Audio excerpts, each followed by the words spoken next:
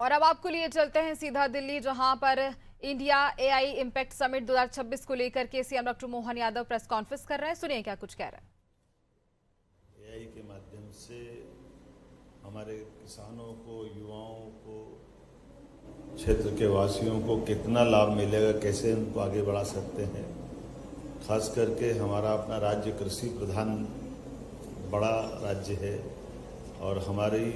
देश के अंदर कंट्रीब्यूशन भी बहुत बड़ा है। ऐसे में भविष्य की दृष्टि से हमारे किसानों के लिए उनकी फसलों के उत्पादन में आने वाली बीमारियों की सही समय से जांच, सही समय पे उपचार और उत्पादन बढ़ाते हुए कम लागत से उनको इस एआई का भी क्या लाभ मिले और क्षेत्र क्षेत्र में भविष्य की फसल के विविधीकरण का लाभ भी कैसे मिले। और ख़ास करके एग्रीकल्चर में हार्टिकल्चर, फ्लोरिकल्चर तमाम प्रकार की जो संभावना है,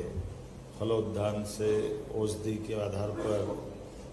नियमित बहुफसली व्यवस्थाओं में, और इसके साथ साथ सिंचाई का रकबा,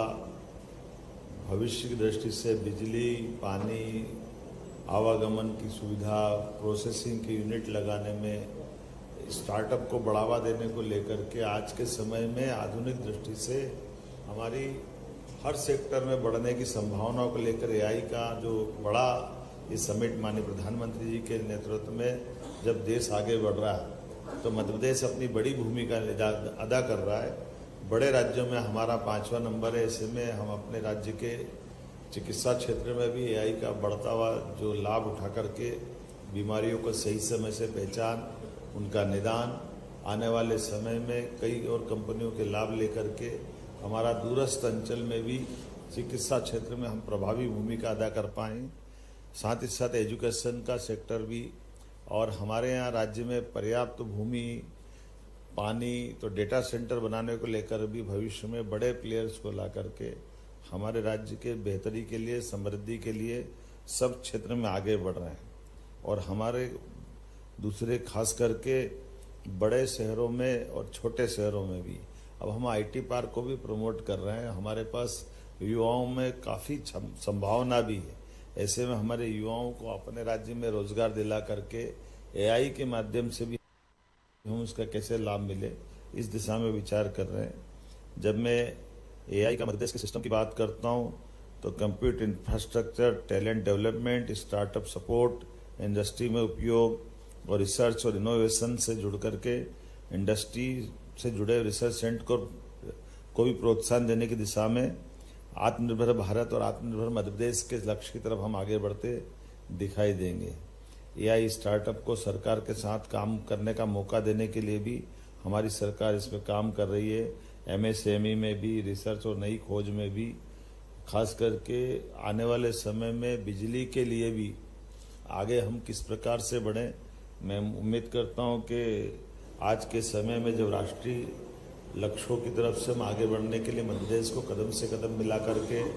आगे बढ़ने की संभावना की तरफ देखते हैं तो नई टेक्नोलॉजी के लिए एआई का बड़ा उपयोग करते हुए हम आगे बढ़ेंगे। इस उम्मीद के साथ मैं मध्य प्रदेश सरकार की ओर से हेल्थ, एजुकेशन, एग्रीकल्चर, ऐसे इंडस्ट्री और टूरिज्म,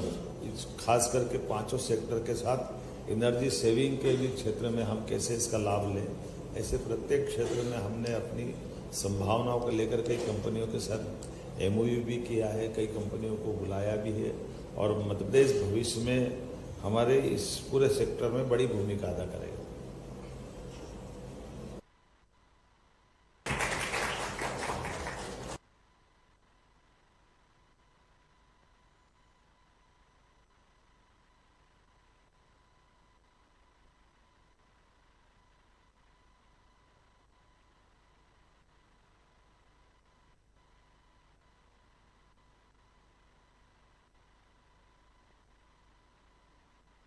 देखिए, मैं भारत के संदर्भ में तो नहीं बोलूँगा, अपने राज्य के संदर्भ में बोलूँगा। और मध्य प्रदेश के संदर्भ में हम अपने उन सारी संभावनाओं पर भी काम कर रहे हैं और आवश्यक सावधानी भी रख रहे हैं जिसमें भविष्य में आने वाली चुनौतियों से हम सक्षमता से कैसे निपटें। मुख्यमंत्री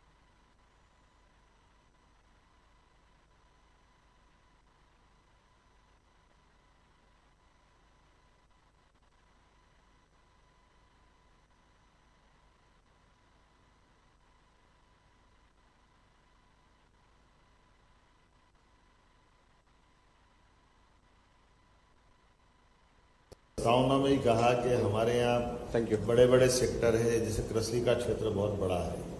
गेहूं उत्पादन से लगा करके धान और सोयाबीन में हम बड़े प्लेयर्स हैं पूरे देश के अंदर, और उसी प्रकार से फूलों के उत्पादन से लेकर औषधि तक, सब्जियों से लेकर के सब सेक्टर में हम आगे बढ़ रहे हैं, फलोद्यान में भी आगे बढ़ रहे हैं। तो कृषि को लेकर के किसानों के समय पे बीमारी की फसलों के साथ उनकी उत्पादन क्षमता बढ़ाने के लिए क्या सरकार मदद कर सकती है, सही से दवाइयाँ और बाकी प्राकृतिक आपदाओं में भी अगर हमारे किसानों की हम मदद कर पा रहे हैं तो एआई का क्या लाभ ले सकते हैं, उस सेक्टर में हम आगे बढ़ रहे हैं। एजुकेशन, हेल्थ, यहाँ पर भी बड़ी अच्छी भूमिका एआई निभा सकता है। हमारे राज्य में आबादी के से लेकर के जो भौगोलिक एरिया है वो विविधता वाला भी है, वनांचल भी है, दूरांचल क्षेत्र में भी है।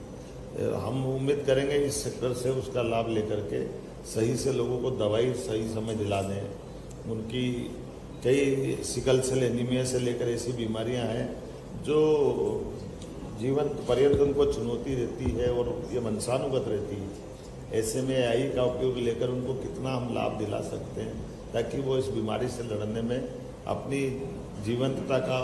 और सरकार के माध्यम से उनकी ज़िंदगी में हम एक सुरक्षा कवर उनको दे पाएँ। ऐसे कई सेक्टर में हम देख रहे हैं। दूसरी तरफ एआई से जुड़े हुए लोग डेटा सेंटर वगैरह की बात अगर चाहे तो हमारे राज्य में पर्याप्त बिजली है, पानी है, पर्याप्त लैंड बैंक है, देश के मध्य में मध्य प्रदेश है, इसलिए आवागमन की दृष्टि से भी और बाकी दृष्टि से भी इस सब सेक्टर में दोनों तरह से हमारे राज्य में उपभोग की दृष्टि से भी और हमारे राज्य से जुड़ करके इस सेक्टर में इंडस्ट्री के आधार पर बढ़ने की संभावना के सेक्टर भी बहुत मजबूत है और सरकार सब प्रकार से प्रमोट करना चाह रही है।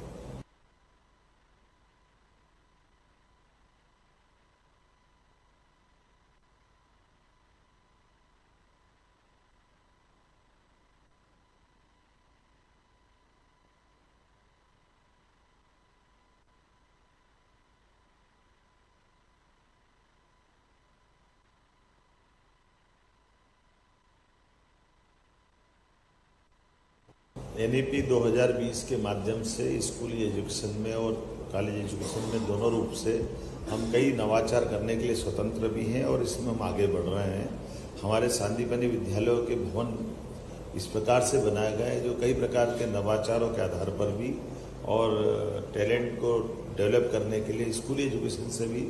एआई का उपयोग कितना अच्छा हो सकता है। और पीएम एक्सीलेंस कॉलेज जो हमने हायर एजुकेशन में लागू की है, प्रत्येक क्षेत्र में हम एआई का उपयोग करने जा रहे हैं। मुख्यमंत्री जी,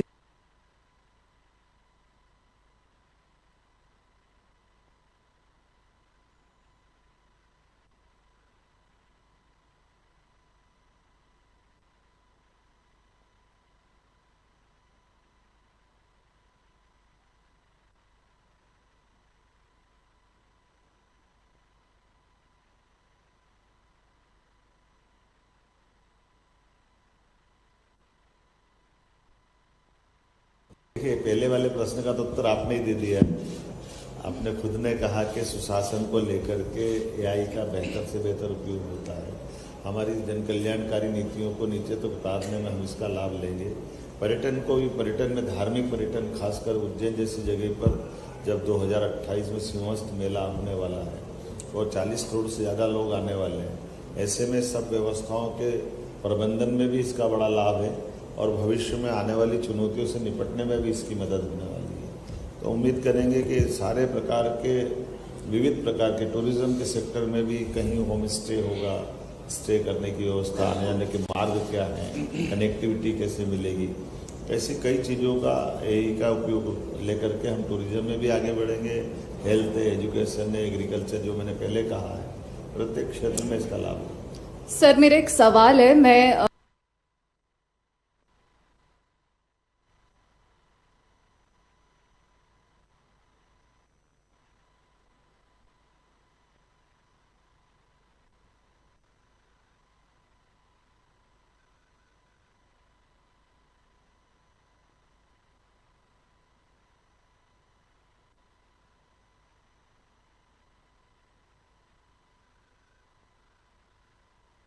सीधे सीधे एआई का प्रत्येक किसान कैसे उपयोग करेगा, ये एक चुनौती तो रहेगी, लेकिन हमारा एग्रीकल्चर डिपार्टमेंट इसमें बड़ी भूमिका अदा करेगा। जब हम अपने किसान के साथ उसकी फसल के उत्पादन में समय पे उसको सब प्रकार की मदद करते हैं,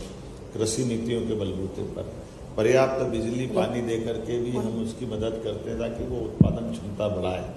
तो सही समय पे उसको एआई का लाभ लेकर के आने वाली भविष्य की बीमारियां, उसके फसल के उत्पादन के बाद उसकी खपत,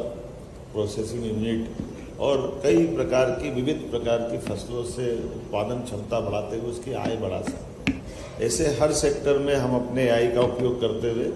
हम हर जगह हर विभाग में सरकार एआई के माध्यम से हमारे राज्य के नागरिकों की मदद करने के लिए तैयार है,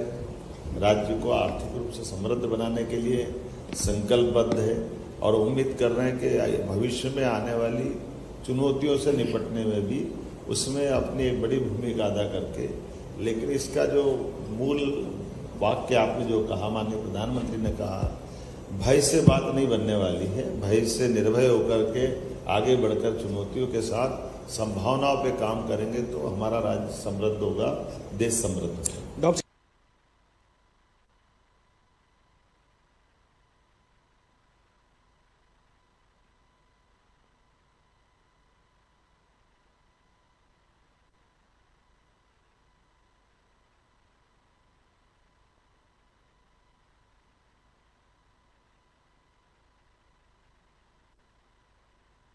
सरकार इसमें मदद करती है और हम भारत सरकार के साथ कदम से कदम मिला करके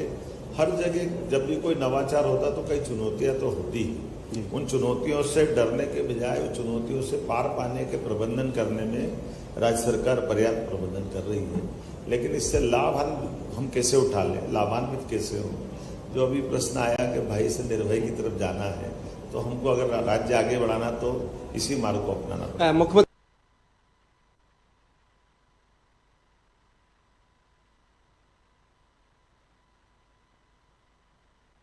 पे आएंगे, आप टोटल से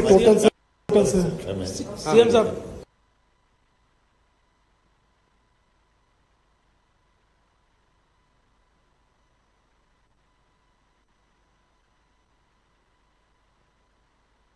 अलग अलग